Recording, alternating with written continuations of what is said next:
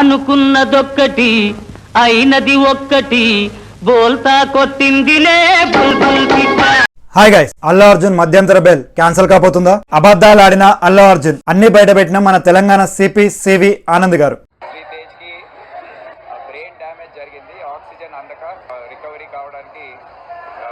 అల్లు అర్జున్ ప్రకటించిన 25 లక్షల్లో స్కామ్ జరిగిందంట. అసలు ఏంటి ఆ స్కామ్? వీడియో ఎండింగ్ లో మాట్లాడదాం. వీడియో లాస్ట్ వరకు చూడండి. పుష్ప 2 మూవీ మన బాయ్ ఫ్యాన్స్ ఆల్రెడీ చూస్తున్నారు. కామన్ పీపుల్స్ కూడా ఆల్మోస్ట్ చూస్తుంటారు అని నా ఫీలింగ్. అందరిలో ఒకే క్వశ్చన్, మరి ఇంత రచ్చ ఏ మూవీకి జరగలేదు. అండ్ అల్లు అర్జున్ ని అరెస్ట్ చేసి మధ్యంతర బెయిల్ ఇచ్చి బయటికి తీసుకొచ్చారు. అలా ఎలా అరెస్ట్ చేస్తారని టాలీవుడ్ మొత్తం ఒక్కటై అల్లు అర్జున్ ని పరామర్శించడానికి వచ్చారు. అల్లు అర్జున్ కి ఏమైందని పరామర్శించారు అందరు కలిసి. సంధ్య థియేటర్ కి అల్లు అర్జున్ రాకపోతే ఇదంతా జరగకపోతుండే, ఆ లేడీ చనిపోకపోతుండే. హీరో సైలెంట్ గా వచ్చి సినిమా చూస్తుంటే బాగుండు, కానీ ర్యాలీ తీశాడు. ర్యాలీ తీసినందువల్ల తొక్కీసలాట జరిగి ఆ లేడీ చనిపోయింది. శ్రీతేజ్ కోమాలో ఉన్నాడు, పరిస్థితి విషమంగా ఉంది. ఇదంతా ఒక సైడ్ అయితే, మరో సైడ్ ఇంకో విషయం జరుగుతుంది. అల్లు అర్జున్ మధ్యంతర బెయిల్ రద్దు చేయాలని హైకోర్టులో అప్పీల్ చేసే ఆలోచనలో ఉన్నారంట తెలంగాణ పోలీసులు. హైకోర్టులో last time single bench Allu Arjun కి బెయిల్ ఇచ్చింది. పోలీసులు ఈసారి డివిజన్ బెంచ్ కి వెళ్తారంట మధ్యంతర బెయిల్ రద్దు చేయాలి అని. హైకోర్టులో సింగిల్ బెంచ్ అంటే ఏంటి,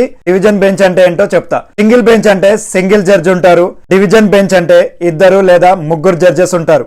ర్యాలీ తీయాల్సిన అవసరం లేకుండే. ర్యాలీ తీయకపోతే ఈ రోజు ఆ ఫ్యామిలీ ఎవరైతే ఉన్నారో హ్యాపీగా ఆ లేడీ బ్రతుకుంటుండే, ఆ బాబు హ్యాపీగా టుడే స్కూల్ కి వెళ్తుండే. నోటీసులు జారీ చేసిన చిక్కడపల్లి పోలీసులు. సంధ్య థియేటర్ గురించి ఆ నోటీస్ లో ఏముంది? నోటీస్ లో ఉన్న ఫస్ట్ పాయింట్, సంధ్య థియేటర్ లైసెన్స్ ఎందుకు రద్దు చేయొద్దు అని ఆన్సర్ అడిగింది. మీ థియేటర్ చాలా చిన్న ప్లేస్ లో ఉంది. ఆ చిన్న ప్లేస్ లో మీరు 2 థియేటర్లు నడిపిస్తున్నారు. సంధ్య 70mm అండ్ సంధ్య 35mm. చుట్టుపక్కల చాలా హోటల్స్ ఉన్నాయి, రెస్టారెంట్స్ ఉన్నాయి. మీ థియేటర్ కి ఎగ్జిట్ అండ్ ఎంట్రీ ఒకే దారి ఉంది, అది కూడా చాలా చిన్నగా ఉంది అని. పెద్ద హీరో మూవీ ఫస్ట్ డే జనాలు చాలా ఎక్కువగా వస్తారు అని తెలిసి, అండ్ అల్లు అర్జున్ గారు వస్తున్నారు అని తెలిసి మీరు ముందు జాగ్రత్తగా సెక్యూరిటీని ఎందుకు ఎక్కువగా పెట్టుకోలేదు?